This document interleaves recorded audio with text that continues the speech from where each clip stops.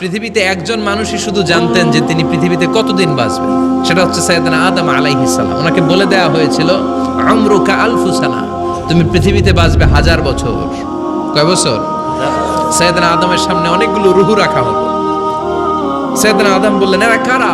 আল্লাহ বললেন, এরা হচ্ছে নাসালুক, তোমার বংশধর, পৃথিবীতে তোমার পরে এরা পৃথিবীতে আসবে। সাইয়েদনা আদম বললেন, আল্লাহ ওই যে একটা রুহু দেখা যায়, এটার নাম কি? আল্লাহ বললেন, হাদা ইবনুকা দাউদ, এটা তোমার ছেলে দাউদ, সে দুনিয়াতে নবী হয়ে আসবে, তার ছেলে সুলাইমানও নবী হয়ে আসবে। সাইয়েদনা আদম বললেন, মাবুদ, আমার ছেলে দাউদের কত বছর হায়াত আপনি দিয়েছেন? আল্লাহ বললেন, 40 সানা, মাত্র 40 বছর, 4 ইয়ার্স, 40 বছর তোমার ছেলেটা বাঁচবে।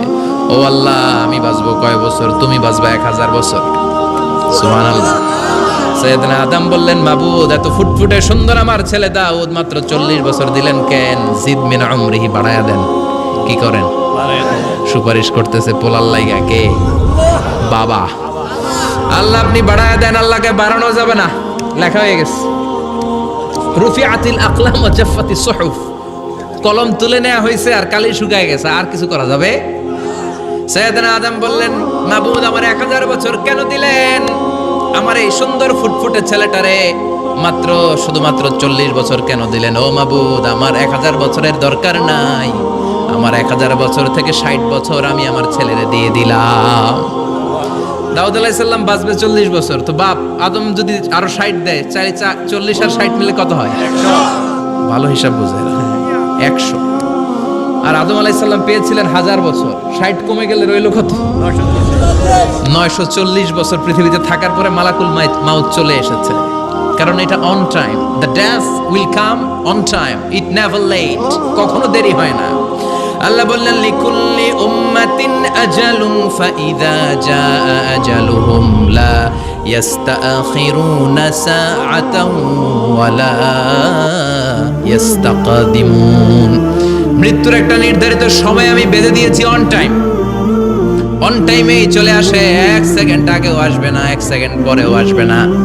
940 বছর বয়সে মালাকুল মাউত এসে হাজির, এসে বলল, জিতু আন আকবাদা রূহাক, রূহ কবজ করতে আসছি। আদম আলাইহিস সালাম বললেন, রূহ কবজ করতে আসছো মানে? আমি বাঁচবো তো 1000 বছর। কয় বছর?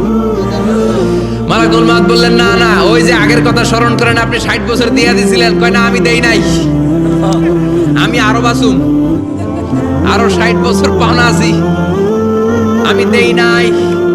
মালাকুল মাউত বললেন, আপনি দিয়েছেন? আদম বলে, দেই নাই। মালাকুল মাউত বলে, আল্লাহ ঘটনা দেখেন দিয়া। কয়, দেই নাই। আল্লাহ কয়, থাক, কথা কইস না, আয়া বর। সুবহানাল্লাহ পড়ে। নাসিয়া আদম ফানাসিয়া বানু, ভুলে গেছেন উনি। আমরা ভুলে যাই, আমরা খেয়ে বলছি খাই নাই, নিছিলাম পকেটে, কয় নেই নাই। এরকম ডাকাইত আছে না নাই?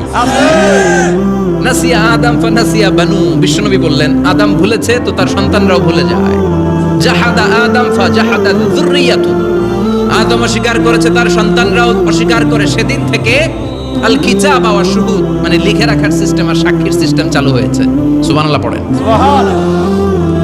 940 বছর বয়সে মালাকুল মাউত এসে আদম আলাইহিস সালামের রূহ নিতে পারে নাই।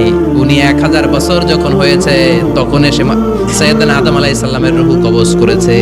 যেই দিন পৃথিবীর প্রথম মানব, প্রথম নবীর রূহ মালাকুল মাউত দুনিয়া এসে কবজ করেছে, ওই দিনটাও ছিল জুমাবার। সুবহানাল্লাহ, আল্লাহু আকবার।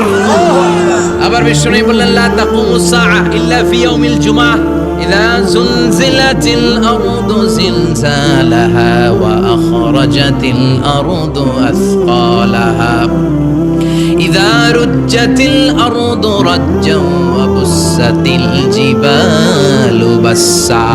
কিয়ামতের দিন পৃথিবীটাকে একটা প্রকম্পন দিয়ে কাঁপিয়ে দিবে কে? মারাত্মক একটা ঝাঁকুনি দিবে আল্লাহ, পুরো পৃথিবীটা কেঁপে ভেঙে চুরে খান খান হয়ে যাবে। এই ঝাঁকুনি আর আর্থকোয়েক, ভূমিকম্প এর ঘটনাটা যেদিন ঘটবে ওই দিনটাও হচ্ছে জুমার দিন।